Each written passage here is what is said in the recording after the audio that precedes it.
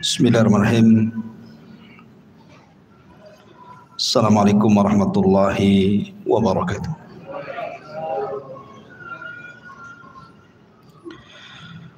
Alhamdulillah wassalatu wassalamu ala Rasulillah wa ala alihi wa sahbihi wa mawalah wa la hawla wa la quwata illa billahi wa ba'du. Alhamdulillah, di malam hari ini kembali kita bisa duduk di Masjid Muhajirin. Kita senantiasa berdoa kepada Allah Subhanahu wa taala, semoga Allah Subhanahu wa taala memberikan pahala dan balasan kepada yang membangun masjid ini, dan tentunya juga kepada kita yang senantiasa memakmurkan masjid ini. Salawat dan salam kita hadiahkan kepada Rasul kita Nabi besar Muhammad sallallahu alaihi wa ala alihi wasallam. Pembahasan di malam hari ini kita akan membahas biasa tafsir Al-Quran, tapi malam ini kita akan khususkan membahas tentang perkara penting, tentang kaedah-kaedah berkaitan dengan ketaatan kita kepada para penguasa. Karena ketika orang tidak paham bagaimana kaidah ahli sunnah wal jamaah tentang pentingnya taat kepada pemerintah atau penguasa, akhirnya sebagian mereka kemudian melakukan mudhaharah, demonstrasi yang kemudian mengarah kepada bagaimana menghancurkan pemerintah, berawal dari mimbar-mimbar, orasi-orasi, dan berakhir dengan kekacauan di mana-mana. Artinya permasalahan ini permasalahan besar, karena menyangkut maslahat bangsa dan juga negara, menyangkut maslahat manusia dan seluruh makhluk yang tinggal di bumi. Ketika saya membahas masalah ini, bukan berarti ditujukan kepada pemerintah tertentu, tidak. Kita tidak sedang membicarakan Pak Jokowi sebagai presiden kita, atau kepada pemimpin-pemimpin dunia lainnya. Karena apabila kita menyenggol permasalahan masalah-masalah seperti ini, terkadang ada orang-orang yang tidak suka, seolah-olah kita dianggap sebagai corong-corong pemerintah. Pembahasan ketaatan kepada para pemimpin ini sudah dibahas Al-Quran sebelum ada pemimpin, sebelum ada yang namanya pemimpin dan rakyat, sebelum ada negara, bahkan sebelum ada bumi sekalipun. Pembahasan ketaatan kepada pemerintah ini sudah dibahas oleh Allah dalam Al-Quran. Karena Al-Quran itu, ketika Allah Subhanahu wa ta'ala memerintahkan pena untuk mencatatnya, kemudian diletakkan di Lauhil Mahfuz, itu sudah ada sebelum langit dan bumi diciptakan 500 tahun. Artinya sebelum ada langit dan bumi, Al-Quran sudah dicatat oleh qalam, kemudian diletakkan di Lauhil Mahfuz. Maknanya, kalau tidak ada bumi berarti tidak ada negara. Kalau tidak ada negara berarti tidak ada pemimpin dan rakyat. Jadi kita bicara tentang akidah Al-Quran dan sunnah Nabi sallallahu alaihi wasallam. Ma'asyiral muslimin yang dimuliakan Allah Subhanahu wa taala, saya akan menyebutkan 8 kaidah. Mudah-mudahan bisa dipahami 8 kaidah ini, karena ini penting sekali, menyangkut kemaslahatan umat. Yang pertama, masailuddin la tu'khad minal awatifi wasyahawat. Permasalahan-permasalahan agama tidak bisa diambil dari perasaan-perasaan ataupun syahwat. Agama ini hanya diambil berdasarkan dalil. Makanya Abdullah ibn Mas'ud radhiyallahu an ketika mentafsirkan hadis tentang kalimat ahlus sunnah wal jamaah, apa yang dimaksud dengan jamaah itu? Kata beliau, al-jama'atu ma wafaqal haq wa in kunta wahda. Disebut dengan jamaah itu kalau engkau mencocoki kebenaran walaupun sendirian. Artinya bukan sendirian, tetapi dia bersama kebenaran. Dan kebenaran itu hanya ada pada Al-Quran dan sunnah Nabi. Makanya Allah mengatakan, al-haqqu mir rabbika fala takunanna minal mumtahin. Kebenaran itu hanya datang dari Rabbmu, maka jangan pernah ragu. Dan Nabi SAW bersabda, uktub wa ma kharaja min ilal haq. Catat, karena tidak ada yang keluar dari mulutku, kata Rasul, kecuali kebenaran. Artinya bahwa agama ini harus disandarkan kepada dalil, bukan kepada perasaan ataupun syahwat. Dan ketaatan kepada pemerintah itu bagian daripada agama. Karena Allah Subhanahu wa taala berfirman dalam Al-Qur'an, atiullaha wa atiur rasul wa ulil amri minkum. Taatlah engkau kepada Allah, taatlah engkau kepada Rasul dan kepada ulil amri di antara kalian. Sebagian para ulama berselisih pendapat tentang kalimat ulil amri. Ada yang mentafsirkan mereka adalah al-umara, para pemimpin. Ada yang mentafsirkan mereka adalah al-ulama, para ulama. Ada yang menggabungkan dua-duanya.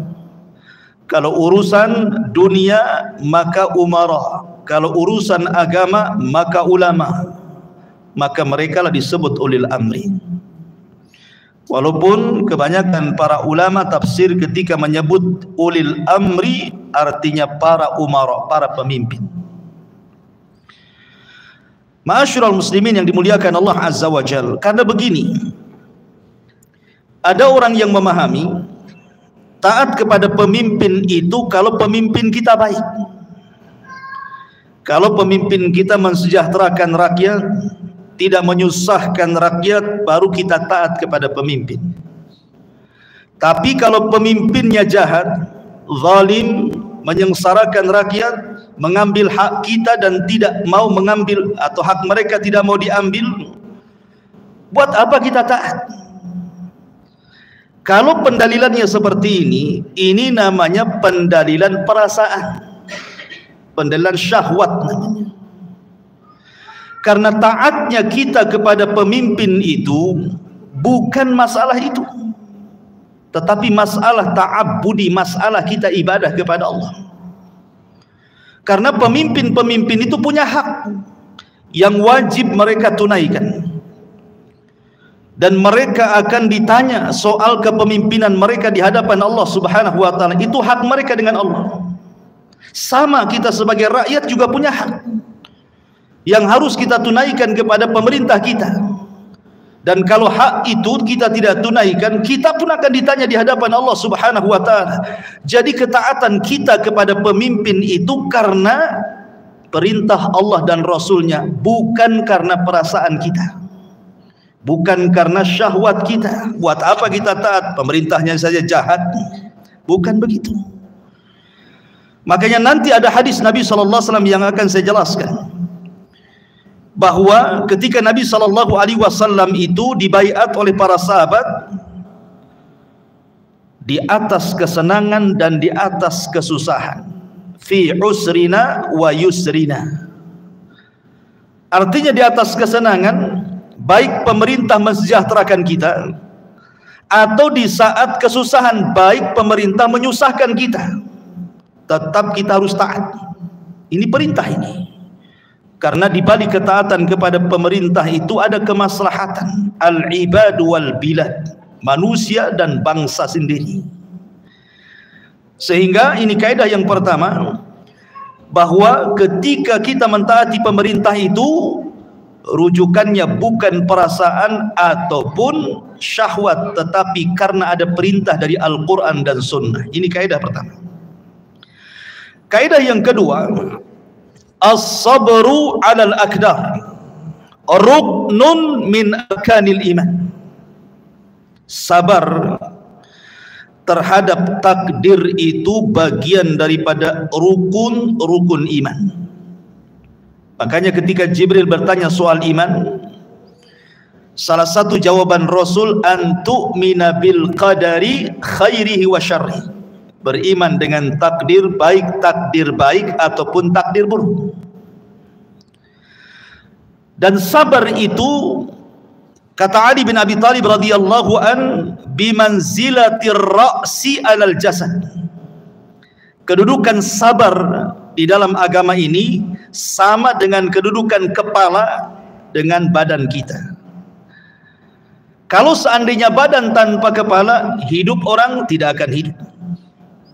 Artinya kalau iman tanpa sabar tidak dinyatakan mukmin. Belum dikatakan beriman kalau dia tidak sabar dengan takdir. Sama dengan jasad tanpa kepala. Buat apa jasad kalau tidak ada kepalanya? Maka iman tanpa sabar pun tidak ada gunanya. Kenapa saya kaitkan kaidah sabar dalam pembahasan at-ta'atu liwulatil umur, ketaatan kepada pemerintah? Karena ada hadis Nabi SAW yang disebutkan dari Anas bin Malik radhiyallahu an. Kata Anas bin Malik radhiyallahu an, fashakauna ilaihi ma nalqa minal hajjaj. Ada seorang yang bernama Zubair ibn Adi radhiyallahu an datang kepada Anas ibn Malik radhiyallahu an dan mengatakan, kami mengadukan apa yang dilakukan oleh Hajjaj ibn Yusuf as-Saqafi. Itu penguasa zalim. Bukan hanya ratusan, ribuan nyawa dibantai dia. Bukan hanya nyawa para tabi'in, para sahabat dibantai dia. Itu Hajjaj ibn Yusuf as-Saqafi itu. Jadi Zubair ibn Adi ini datang kepada Anas bin Malik mengadukan soal persoalan Hajjaj ini. Kita dipimpin penguasa zalim nih, mudah menumpahkan darah. Faqala, maka Anas bin Malik mengatakan apa? Isbiru, sabar kalian. Isbiru, fa innahu la ya'ti zamanun illa walladhi ba'dahu syarru minhu hatta talqau rabbakum. Sabarlah kalian, karena tidak akan ada zaman melainkan setelahnya lebih buruk dibandingkan sebelumnya, sampai kalian berjumpa dengan Rabb kalian. Sami'tuhu min nabiyyikum sallallahu alaihi wasallam, begitulah yang aku dengar dari nabi kalian. Jadi di sini lihat, padahal penguasanya Hajjaj, raja zalim, tapi Anas bin Malik menasihati, isbiru, sabar. Sabar. Dan itu semakna dengan hadis Ubadah bin Samit radhiyallahu anhu.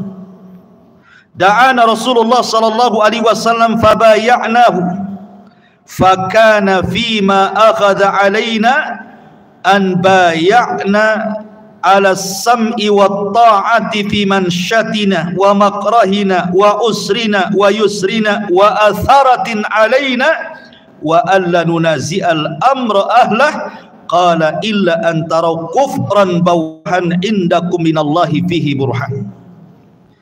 Kata Ubadah ibn Samit radhiyallahu an, suatu ketika Nabi memanggil kami pun berbaiat kepada Nabi sallallahu alaihi wasallam. Di antara isi baiatnya adalah kami harus mendengar, kami harus taat, baik dalam kondisi semangat ataupun dalam kondisi lemah, baik dalam kondisi susah ataupun dalam kondisi senang.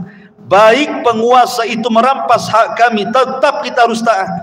Kita tidak boleh memberontak kepada mereka, kecuali kalau seandainya engkau melihat penguasa kalian dengan mata kalian berada di atas kekufuran yang jelas dan engkau punya bukti atas kekufurannya. Lihat, Nabi SAW mengajarkan kepada kita sabar, tidak boleh memberontak kecuali kalau penguasanya kafir, jelas kafirnya, dilihat mata, ada buktinya, baru memberontak. Itu pun melihat maslahat dan mafsadah, nanti ada pembahasannya. Maka pembahasan sabar ini masuk dalam kaidah ketaatan kepada pemerintah. Sebab betapa banyak orang-orang yang tidak punya kesabaran, akhirnya mereka melakukan demonstrasi, berakhir dengan pemberontakan, akhirnya terjadi kerusakan, bukan hanya negara, semua rusak. Ikhwan, kita ini punya dua rumah. Rumah yang pertama rumah kecil, itu rumah yang kita tempati. Yang kedua ada namanya rumah besar yang disebut dengan negara. Ini namanya rumah kita. Rumah besar itu rumah kita ini, negara kita ini. Rumah kecil ya rumah yang antum tempati. Lah rumah yang kita tempati ini keamanannya dikaitkan dengan rumah besar. Kalau keamanan rumah besar tercabut, maka keamanan rumah yang ada pada rumah kita pun ikut tercabut. Karena rumah kita ini terkait dengan rumah besar, negara ini. Kalau negara kacau, rumah kita jadi kacau. Sebab nikmat yang paling besar dalam negara ini adalah al-amnu, keamanan. Kalau negara kita aman, rumah kita juga aman. Anda bisa mencari rizki dengan tenang, Anda bisa datang ke masjid dengan tenang, Anda bisa kemana-mana silaturahim dengan tenang, mencari ma'isyah tenang, tidak takut pencuri, perampok, dan begitu seterusnya.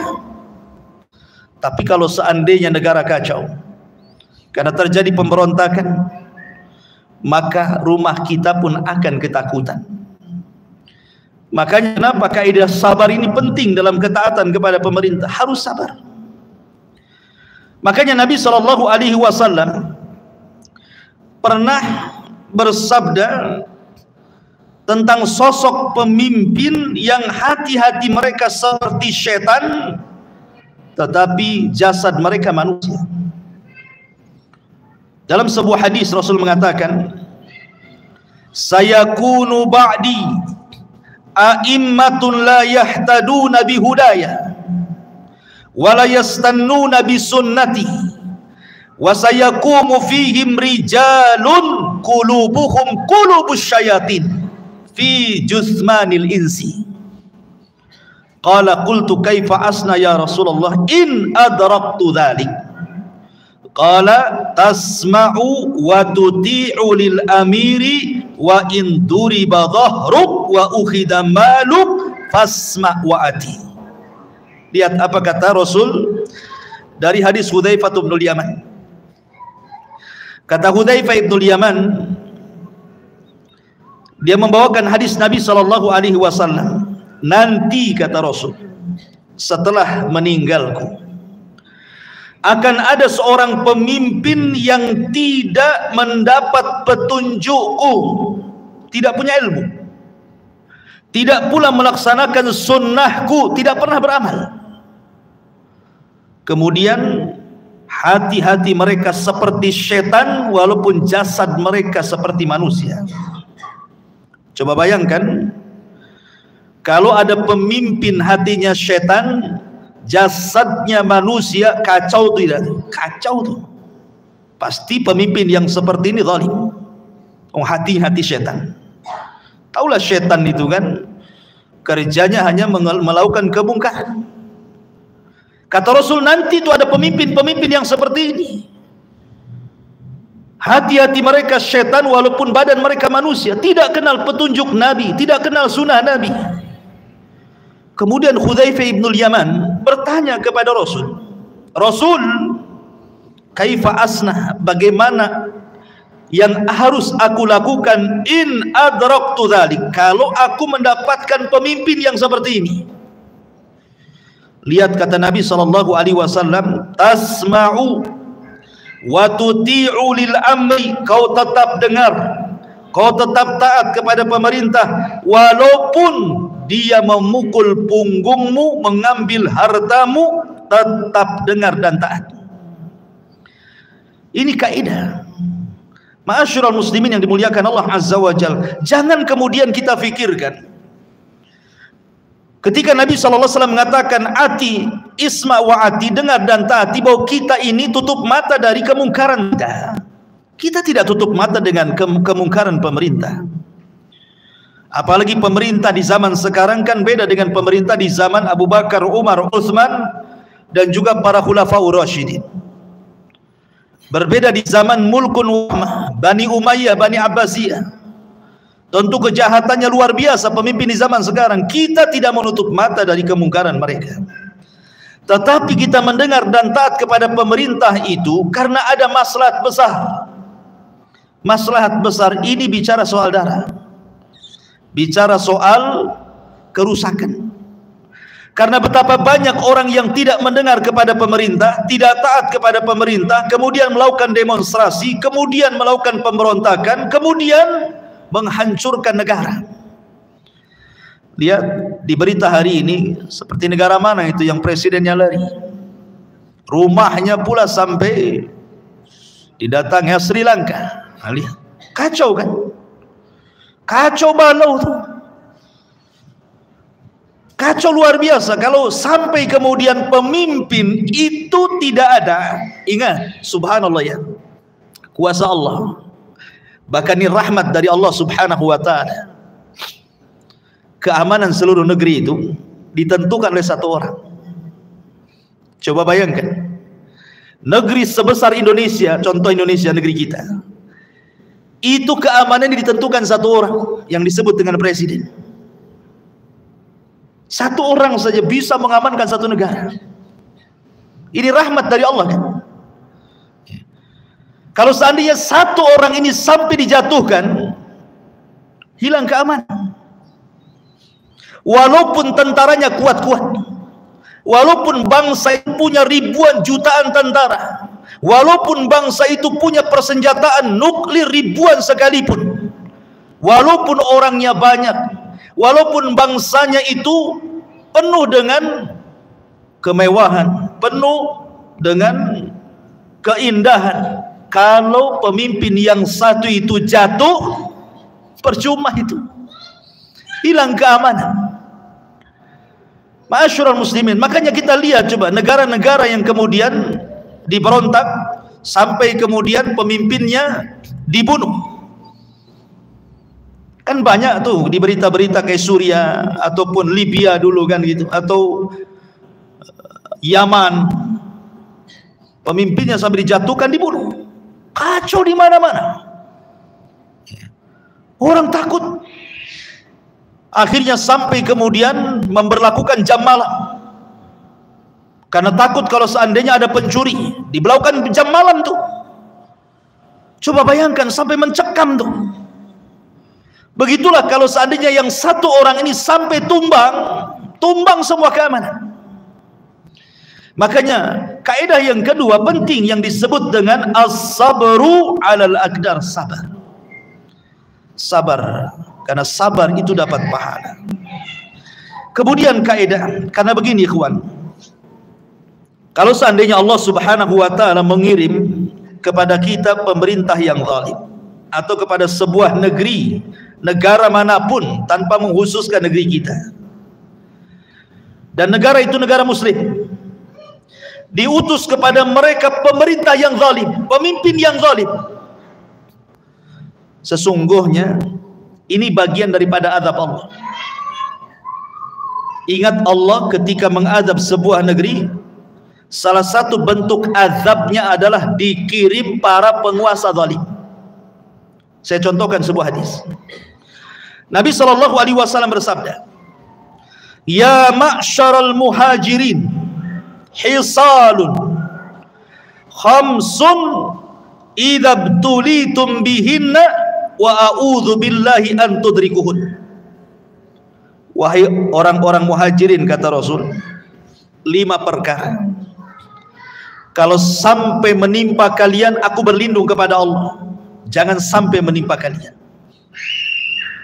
Kata Nabi SAW, "Lam tadharil fahishatu fi qaumin qad hatta yu'linu biha illa fasha fihi mutta'un wal auja allati lam takun madat fi aslafihimul ladzina madaw."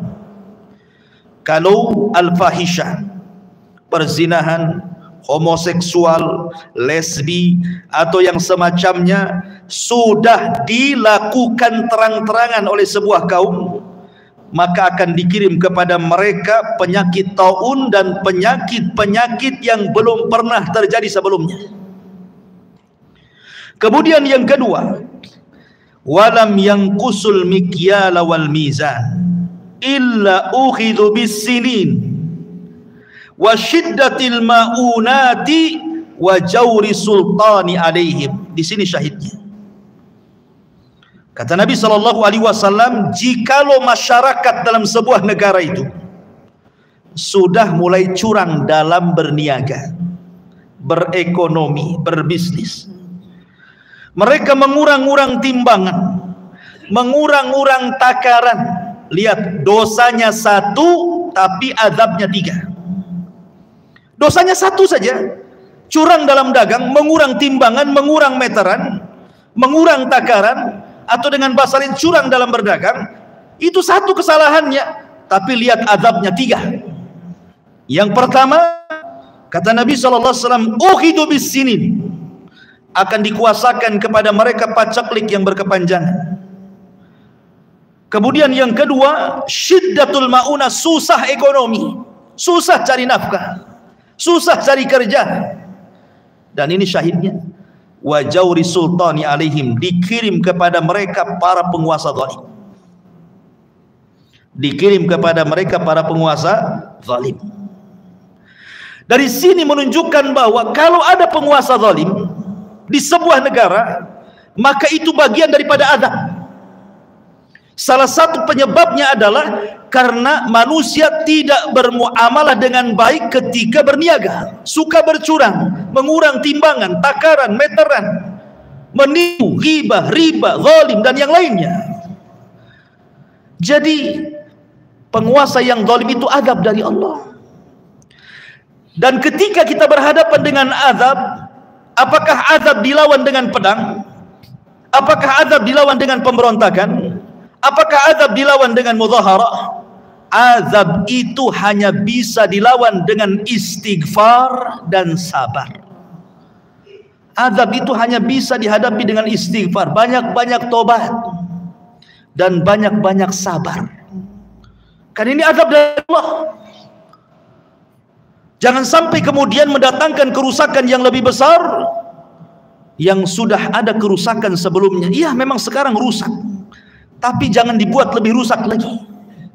Perbanyak istighfar, perbanyak sabar.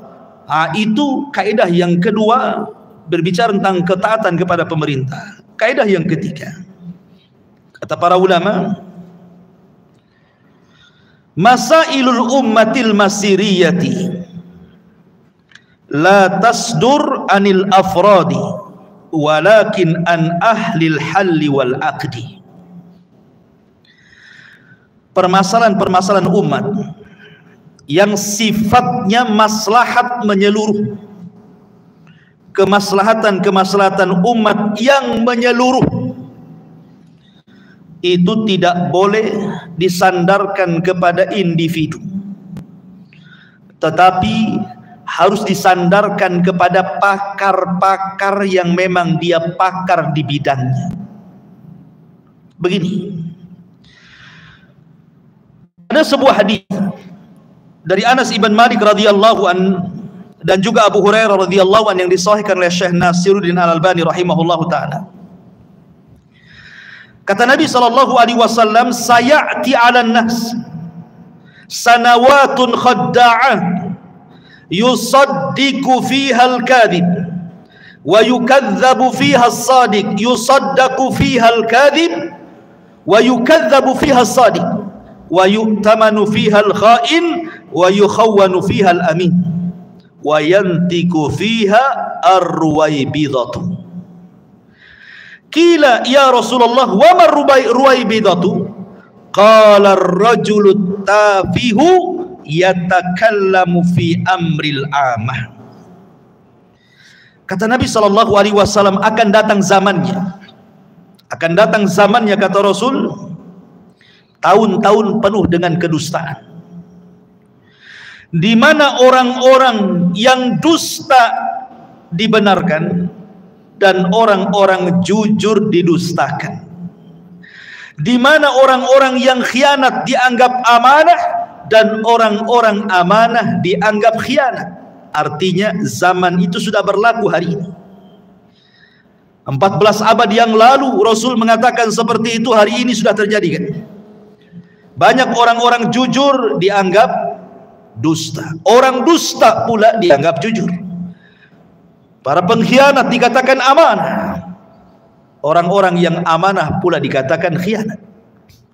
Apabila ada pemimpin yang baik, maka akan dikirim bazar-bazar untuk merusak kebaikannya. Apabila ada pemimpin yang jahat, dibuat pencitraan bagaimana seolah-olah dia pemimpin yang baik, kan begitu? Zaman itu seperti itu. Tetapi di sini syahidnya adalah, dan akan datang kepada kalian para komentator dari Ruwaybidah. Rasul, siapa Ruwaybidah itu? Maka Rasul mengatakan Ruwaybidah itu ar-rajulu tafi yatakallam fi amril amr. Orang jahil, tidak pernah sekolah, bukan bidangnya, bicara tentang kemaslahatan negara. Ini zaman sudah terjadi hari ini. Ketika sekarang banyak medsos, orang punya HP masing-masing, semua orang bisa komen kan. Orang pasar bisa komen, tukang ojek bisa komen, tukang cincau bisa komen, semua orang bisa komen, tukang bangunan bisa komen. Mereka nggak pernah sekolah ketatanegaraan, tapi dia bisa bicara tentang negara, komentar tentang negara, mengkritik negara entah dari mana.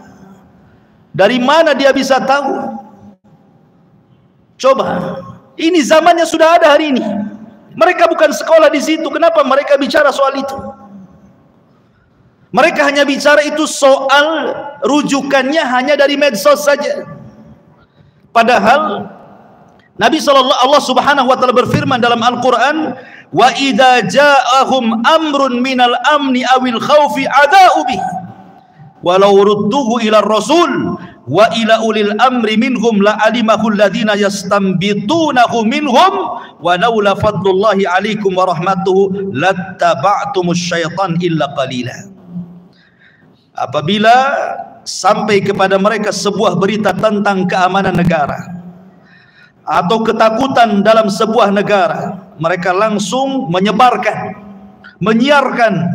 Padahal apabila mereka menyerahkan kepada Rasul, mungkin Rasul tidak ada, dan ulil amri, tentu kepada pakarnya, di antara mereka tentulah orang-orang yang ingin mengetahui kebenaran akan dapat mengetahuinya secara pasti.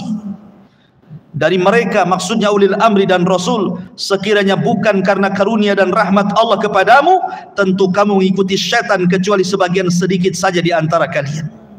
Kan sekarang modelnya seperti itu kan, mudah menyebarkan berita tanpa tidak tahu masalahnya.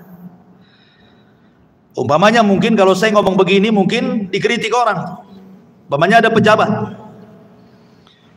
dituduh korupsi, belum sampai pengadilan, artinya belum terbukti kan? Karena bagaimanapun polisi ini mungkin atau KPK-nya tangkap saja, pembuktiannya di pengadilan kan, belum ada persidangan. Tapi beritanya sudah menyebar kan, menyebar kemana-mana beritanya itu. Kok bisa menyebar? Siapa yang copy paste menyebar berita ini coba? Ma'asyiral muslimin yang dimuliakan Allah Azza wa Jalla. Bagaimana kalau tidak terbukti? Dan bagaimana kalau terbukti? Kalau terbukti ya, bagaimana kalau tidak terbukti? Ma'asyiral muslimin yang dimuliakan Allah Azza wa Jalla. Kalau tidak terbukti, kemudian dicaci maki pemerintah, koruptor kok dibebaskan. Nah, mulai lagi. Akhirnya kemudian masalah-masalah ini menyebar menjadi sebuah bahan ejekan, bahan cacian, bahan gibahan. Atau mungkin kemarin sajalah kita dilanda musibah COVID-19, ya kan? Semua orang komen tuh. Apabila pemerintah membuat kebijakan, masyarakat dah komen semua itu. Kadang-kadang kita mendapatkan kabar itu bukan resmi dari pemerintah, entah copy paste dari siapa yang nulis, di belakang penulis entah laki-laki entah perempuan, entah mukmin entah kafir, kita tidak tahu. Kita cuma baca copy paste disebar. Padahal dalam kaedah menyebarkan berita itu, idza ja'akum fasikum binaba'in fatabayyan. Ada kaedahnya. Kalau datang sebuah berita, jangan langsung ditelan kemudian copy paste main sebar, tetapi cross check dulu betul tak beritanya, sahih tak beritanya. Sebab kalau seandainya tidak sahih, sama saja dengan menyebar fitnah. Ma'asyiral muslimin yang dimuliakan Allah Azza wa Jalla, intinya bahwa maka masalah-masalah yang berkaitan dengan maslahat-maslahat negara, biarlah para pakar yang bicara. Tidak perlu kita ikut komentar, karena kita bukan di bidangnya. Fas'alu ahla dzikri in kuntum la ta'lamun. Kaidah yang keempat, la jama'ata illa bil imamati, wala imamata illa bis sam'i wat ta'ati. Tidak ada jamaah kecuali dengan imamah, tidak ada masyarakat kecuali ada pemimpin, dan tidak ada pemimpin kecuali dengan mendengar dan taat. Dan ini akidah ahli sunnah seperti ini. Karena saya ulangi dari awal, kemaslahatan negara itu karena ketaatan pemerintah kepada negara, bukan sebab mereka baik atau tidak. Ini karena perintah Allah. Makanya kalau kita lihat Fudail ibn Iyad, kemudian Imam Ahmad ibn Hanbal rahimahullahu ta'ala, sampai-sampai berdoa kepada Allah subhanahu wa ta'ala, lau kana li da'watun mustajab la da'autul wulatal umur. Kalau aku punya doa yang mustajab, tentu aku akan berikan doa ini untuk kemaslahatan pemimpin. Sebab baiknya mereka, baiknya rakyat, jahatnya mereka akan merusak rakyat. Artinya bahwa kita mendoakan mereka. Ma'asyiral muslimin yang dimuliakan Allah subhanahu wa ta'ala, karena mencaci maki pemerintah itu tidak ada gunanya, tetapi mendoakan hidayah kepada mereka. Allahumma wafiq li umuril mu'minin. Ya Allah, berikan taufik kepada mereka. Ya Allah, berikan hidayah kepada mereka. Ya Allah, sadarkan mereka. Ketika mereka diberikan kesadaran dan hidayah oleh Allah, baiknya mereka juga, baiknya rakyatnya. Karena begini ikhwan, pemimpin itu kan cerminan rakyat. Ali bin Abi Thalib pernah dikritik. Di zaman Ali itu kan perang terus tuh. Makanya kalau kita membicarakan sejarah Abu Bakar, runut jelas gitu kan. Sejarah Umar, runut jelas. Sejarah Utsman, runut jelas. Ketika bicara sejarah Ali, isinya perang. Kan di zaman Ali itu kan perang terus tuh. Perang Siffin di zaman Ali, perang Jamal di zaman Ali, pemberontakan sana sini Khawarij di zaman Ali. Sampai wafat Ali itu ceritanya perang. Kalau bicara sejarah Ali itu cerita perang saja. Sehingga kemudian ada orang datang kepada Ali, Ya Ali, kok di zaman kamu rusuh? Berbeda dengan di zaman Abu Bakar dan Umar. Apa bedanya? Lihat jawaban Ali radhiyallahu an. Kata Ali radhiyallahu an, iya, di zaman Abu Bakar dan Umar kayak aku ini rakyatnya. Aku ini rakyatnya. Abu Bakar dan Umar itu pemimpinnya, makanya tidak rusuh.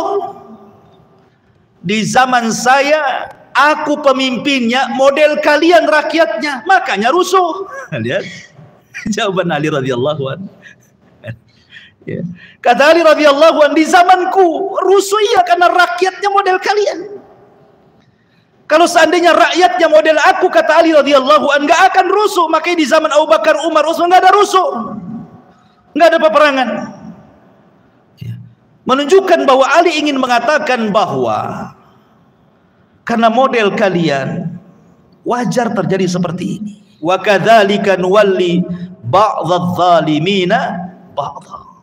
Begitulah kami jadikan para pemimpin-pemimpin yang zalim karena rakyatnya zalim. Karena miniatur negara itu rakyat. Cerminan sebuah penguasa itu rakyat. Kalau rakyatnya baik, tidak mungkin memilih pemimpin yang jahat. Kalau rakyatnya semua sholat, tidak mungkin memilih pemimpin yang tidak sholat. Kalau rakyatnya semua jujur, tidak mungkin memilih pemimpin khianat. Kalau rakyatnya semuanya amanah, semuanya baik, tidak mungkin memilih raja-raja, penguasa-penguasa yang jahat-jahat, mustahil.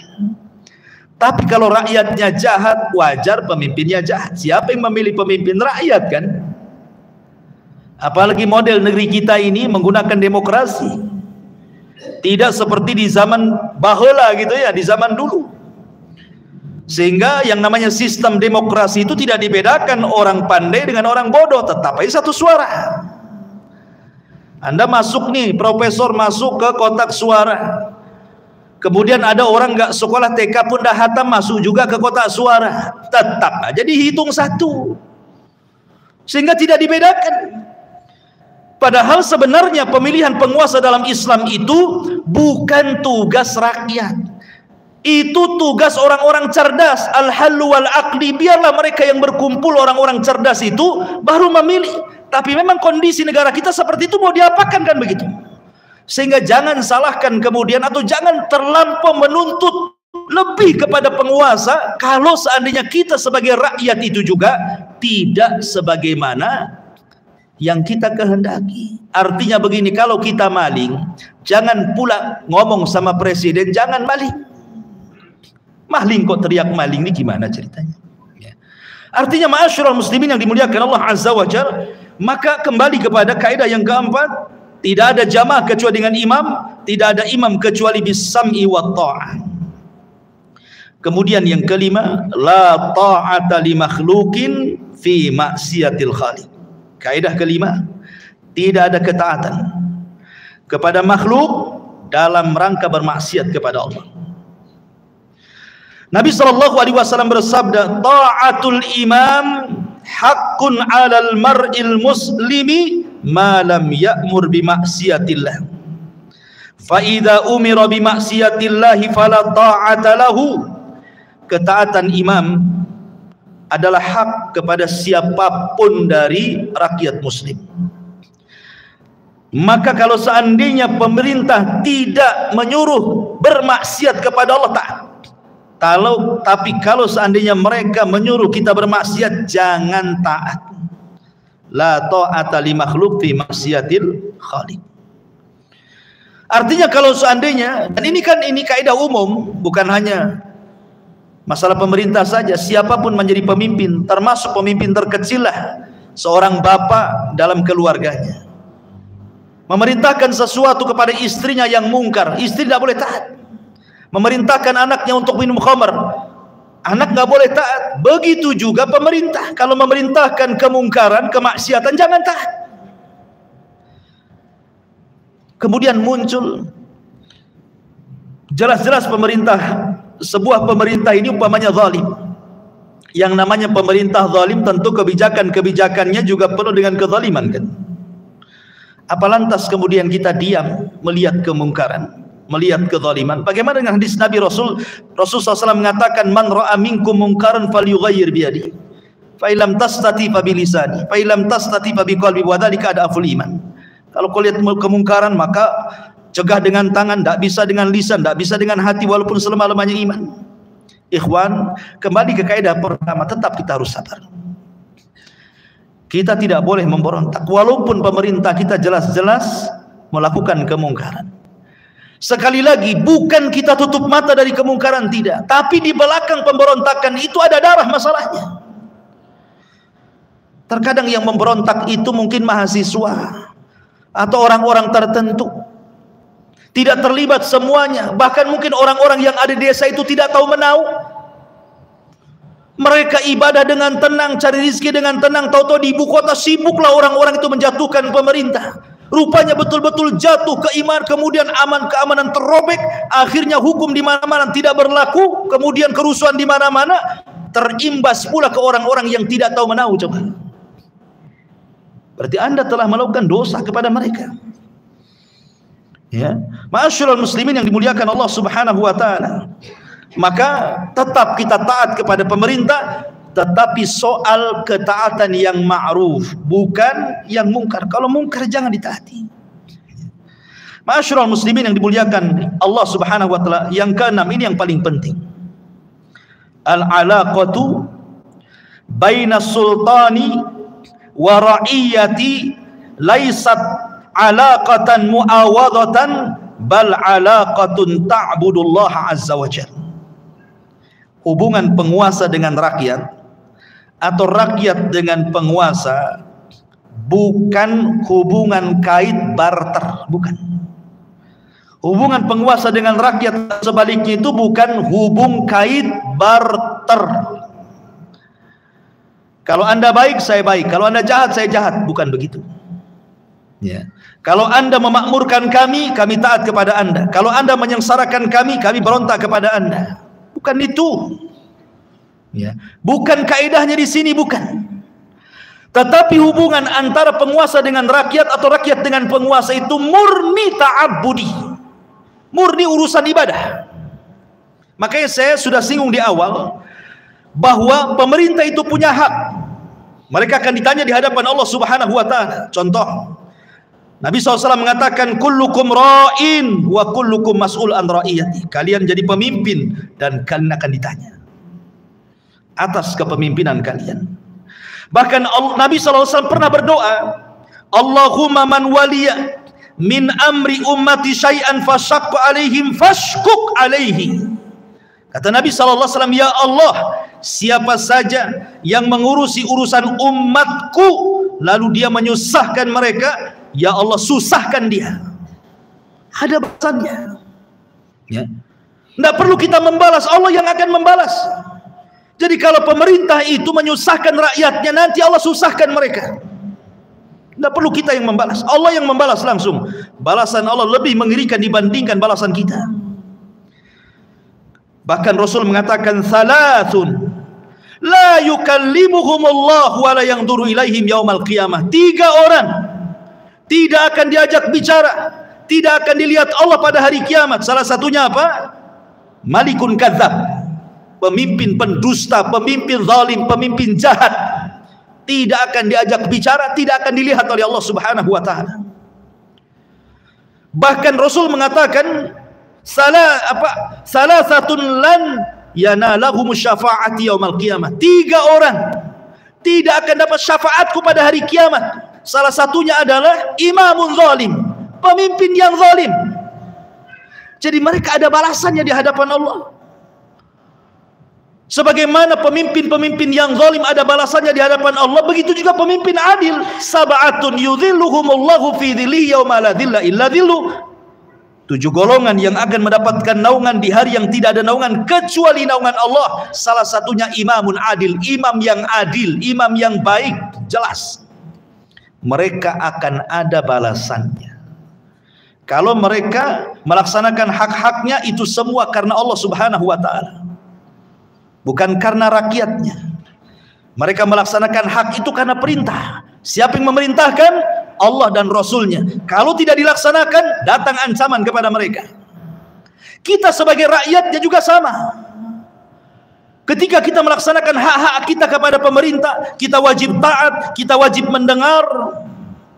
Itu bukan karena muawadhah, bukan karena barter, karena pemerintah baik saya akan baik, kalau pemerintah jahat saya nggak akan jahat. Bukan soal itu, tapi ini soal perintah. Allah yang merintahkan kita taat dan juga mendengar. Wa in jaru wa in dzalamu, kata Rasul, walaupun pemerintah zalim, walaupun pemerintah jahat, tetap taat. Ikhwan, kalau saya boleh bagi, pemimpin itu ada 3 macam. Ada yang disebut pemimpin muslim adil, yang kedua fasik zalim, yang ketiga kafir. Pemimpin itu ada 3 jenis pemimpin. Pemimpin yang pertama pemimpin adil, pemimpin yang kedua pemimpin fasik zalim, pemimpin yang ketiga pemimpin kafir. Kita rinci. Kalau seandainya kita dihadapkan dengan pemimpin yang adil, yang muslim lagi adil, kemudian kita melakukan pemberontakan, haram biijma'il ulama. Berdasarkan nas Al-Quran dan Sunnah dan konsensus para ulama, haram, tidak boleh memberontak kepada pemimpin adil. Saya contohkan di zaman Utsman ibn Affan radhiyallahu an, pemimpin yang sangat adil, khulafaur rasyidin, dijanjikan masuk surga. Datang para pemberontak Sabaiyah, dipimpin Abdullah ibn Sabah, memberontak, memaksa untuk Utsman turun dari jabatannya. Tapi Utsman teringat Nabi SAW bersabda, wahai Utsman, engkau akan dipakaikan baju pemerintahan. Kalau ada orang yang hendak mencabut bajumu, jangan kau lepas, karena itu akan jadi permainan. Sebab kalau seandainya setiap pemimpin di demo kemudian diberontak, suruh lepas, nanti datang pemimpin yang baru digitukan lagi, lepas lagi, sampai kapan? Jadi permainan jadinya. Ya. Maka Rasul jangan lepas. Maka Utsman pertahankan sampai akhirnya dibunuh oleh para pemberontak. Maka mereka para pemberontak disebut Khawarij, firqah yang sesat, yang Rasul katakan kilabu ahli nar, anjing-anjingnya neraka, kata Rasul. Mereka memberontak kepada Utsman ibn Affan radhiyallahu anhu. Haram, tidak boleh memberontak kepada pemimpin yang adil muslim. Di sisi lain pemerintahnya kafir, maka Nabi SAW mengatakan kita wajib menggantikan pemimpin yang kafir menjadi pemimpin yang muslim. Itu dalam Islam seperti itu. Antarau kufran bawahan. Tetapi syaratnya, pemimpin yang kafir ini kita tidak bisa langsung mengatakan kafir. Harus melihat mata kita memang dia kafir, jelas dia melakukan perbuatan kafir. Kemudian yang ketiga, ada bukti kalau dia kafir. Kemudian yang keempat, melihat maslahat dan mafsadah. Kalau dalam menggulingkan pemerintah kafir diganti dengan pemerintah Islam itu, menggulingkan presiden kafir diganti dengan presiden muslim itu sampai meneteskan darah kaum muslimin, maka tidak boleh. Tidak boleh. Tetap melihat maslahat dan mafsadah, tetap melihat kebaikan dan madarat. Kalau sampai menggulingkan pemerintah yang kafir, kemudian dia menggunakan kekuatan militernya, kemudian sampai mengebom rakyat-rakyat muslim, sampai nyawa berjatuhan di mana-mana, haram, tidak boleh. Tidak boleh melakukan kemungkaran mendatangkan kemungkaran yang lebih besar. Itu kaidah itu. Kecuali kalau senyap, tidak ada pertumpahan darah, tidak ada peperangan, Anda bisa menekan pemerintah Saudi supaya diganti gitu ya, dari muslim dari kafir ke muslim, enggak apa-apa. Tapi kalau ada kerusakan besar, tetap Islam itu mendahulukan maslahat dan mafsadah. Mana yang lebih besar? Ya. Kemudian yang ketiga, bagaimana kalau pemimpinnya fasik dan zalim? Pemerintahnya fasik dan zalim, seperti pemerintah di zaman sekarang gitu kan. Rata-rata pemerintah selepas khulafaur rasyidin, kemudian mulkun warahmah, itu sekarang menjadi mulkun jabriyah namanya. Mulkun jabriyah itu para penguasa diktator. Dan sudah lewat, tidak ada lagi khulafaur rasyidin, tidak ada lagi mulkun warahmah, tidak ada lagi mulkun adad, yang ada hanya mulkun jabriyah. Dan kelak mungkin di akhir zaman kalau muncul al-mahdi al-muntadhar, baru kemudian minhaj ala nubuwah, kan begitu. Tapi kalau zaman sekarang ini masih jabriyah. Diktator-diktator di mana-mana, satu dunia. Bagaimana kita menghadapinya? Apakah kita harus memberontak? Kaidah ahli sunnah wal jamaah tetap tidak boleh memberontak. Walaupun penguasa zalim, walaupun penguasa jahat, walaupun penguasa mereka mengambil hak kita dan hak mereka tidak bisa diambil. Tidak boleh. Ma'asyiral muslimin yang dimuliakan Allah Azza wa Jalla. Saya ulangi bahwa hubungan antara kita dengan pemimpin itu bukan hubungan barter, bukan. Ini hubungan ta'abbudi. Kita melaksanakan hak kita karena Allah. Sebagaimana para pemerintah itu juga, para pemimpin di pemerintahan melaksanakan hak-hak mereka juga karena perintah. Jangan dianggap barter, ya kan? Ma'asyiral muslimin yang dimuliakan Allah Azza wa Jalla. Kemudian yang nomor 7, la amna illa bil imam. Tidak ada keamanan kecuali dengan adanya pemimpin. Satu hari kekosongan seorang pemimpin itu lebih bahaya dibandingkan 70 tahun dipimpin raja zalim. Ada istilah para ulama seperti itu. Satu hari kosong tidak ada pemimpin itu lebih jelek dibandingkan 70 tahun dipimpin raja zalim. Kenapa demikian? Karena sampai kalau satu hari kekosongan tidak ada penguasa, tidak jalan hukum, maka yang terjadi apa? Nikmat aman akan hilang. Banyak kekacauan dan perselisihan di mana-mana. Rasa takut akan disebar di hati-hati manusia. Boleh jadi akan terjadi pertumpahan darah, hilangnya harta, hancurnya bangunan, banyak kelaparan, negeri hancur, banyak perampokan, banyak pengangguran, pendidikan terhenti, macam-macam. Kerusakannya macam-macam tuh. Makanya kalau seandainya kemudian dalam sebuah negara itu ada presidennya, ada pemimpinnya, bersyukurlah kita kepada Allah. Bersyukur bahwa masih ada pemimpin yang mau memimpin kita. Ikhwan, kita sebagai rakyat itu tidak selelah mereka loh. Mereka lelah. Otak mereka lelah, fisik mereka lelah. Mereka memikirkan soal ekonomi kita, makan kita, minum kita, transportasi kita. Mereka hari-hari antum mikir jalan itu. Gak kepikir, tahu-tahu jalan sudah lebar saja. Kan gitu ya. Tahu-tahu ke pasar adalah itu minyak walaupun mahal-mahal sedikit. Ada. Mau cari beras ada. Lah siapa yang mikir itu? Apakah antum punya sawah? Enggak punya juga. Siapa yang menyediakan beras itu? Menyediakan minyak, menyediakan bahan pokok bagi kita? Coba. Menyediakan keamanan. Kalau tidak ada bapak-bapak polisi itu, perampokan di mana-mana. Saya teringat tuh satu kisah, itu ada kawan polisi itu. Ketika polisi diusir karena mungkin bermasalah di sebuah daerah. Oh, satu warga ngusir dia. Polisinya pergi. Habis polisinya pergi, terjadilah perampokan di mana, pusing. Gak ada polisi. Coba. Ma'asyiral muslimin yang dimuliakan Allah Azza wa Jalla. Artinya lo di sini keamanan itu karena ada pemimpin. Subhanallah, nikmat dari Allah. Allah sudah mengirim satu pemimpin untuk memberikan keamanan satu negara. Gara-gara satu orang, satu negara bisa aman tuh. Satu orang saja. Ini yang satu orang kalau tidak dijaga, hilang tuh keamanan. Makanya yang satu orang itu kita jaga, kita doakan kebaikan mereka. Semoga Allah berikan taufik hidayah kepada mereka. Ya Allah, luruskan mereka. Bukan malah kita hujat, kita gibah, kita jelek-jelekan, macam-macam. Belum tentulah dia tumbang, datang pemimpin yang lebih baik. Karena Rasul yang mengatakan bahwa namanya zaman itu pasti setelahnya lebih buruk daripada sebelumnya. Ma'asyiral muslimin yang dimuliakan Allah Azza wa Jalla. Kemudian yang terakhir, al-athar al-mutarattibatu alal khuruj ala waliyil amri, bahwa setiap pemberontakan pasti akan ada pengaruh. Ada pengaruh. Dan pengaruhnya besar. Minimalnya persis seperti yang saya tadi suraikan, hilang keamanan.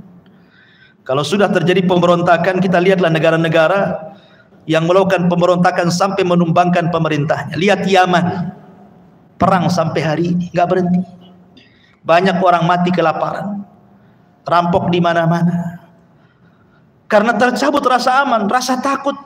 Yang dulunya enak ke masjid itu sholat, sekarang susah, terpaksalah sholat di rumah. Mau ke masjid pun takut ditembak. Mau cari makan susah. Ya. Itu dampak daripada pemberontakan. Makanya kenapa Islam itu mengharamkan pemberontakan? Kata Imam Nawawi rahimahullahu taala, wa sababu adami in'izalihi wa tahrimil khuruji alaihi ma yatarattabu ala dhalik minal fitani wa iraqatid dima wa fasad dhatil bayyin fatakunul maqsadatu fi azli aktsar minha fi baqaihi. Kata Imam Nawawi rahimahullah taala, kenapa Islam melarang tidak boleh memberontak? Karena akan terjadi fitnah yang besar, darah boleh ditumpahkan, kerusakan di mana. Oleh karena itulah maka akidah Ahlussunnah wal Jamaah, kalau kita bicara tentang ketaatan kepada pemerintah itu luar biasa kerasnya. Ratusan hadis bicara tentang ketaatan sampai derajat mutawatir, karena ini menyangkut maslahat al-ibad wal bilad, maslahat manusia, maslahat binatang, maslahat hutan-hutan, maslahat sungai-sungai, lautan-lautan, macam-macam kan dalam sebuah negeri itu.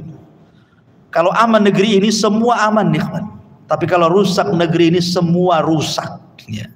Makanya pentingnya Allah Subhanahu wa taala tekankan dalam Al-Qur'an tadi, wa atiullaha wa atiur rasul wa ulil amri minkum. Taatlah engkau kepada Allah, taatlah engkau kepada Rasul dan kepada para pemimpin di antara kalian. Wallahu alam. Ini yang bisa sampaikan. Taib, biasa sebelum saya tutup, silakan kalau ada yang mau bertanya.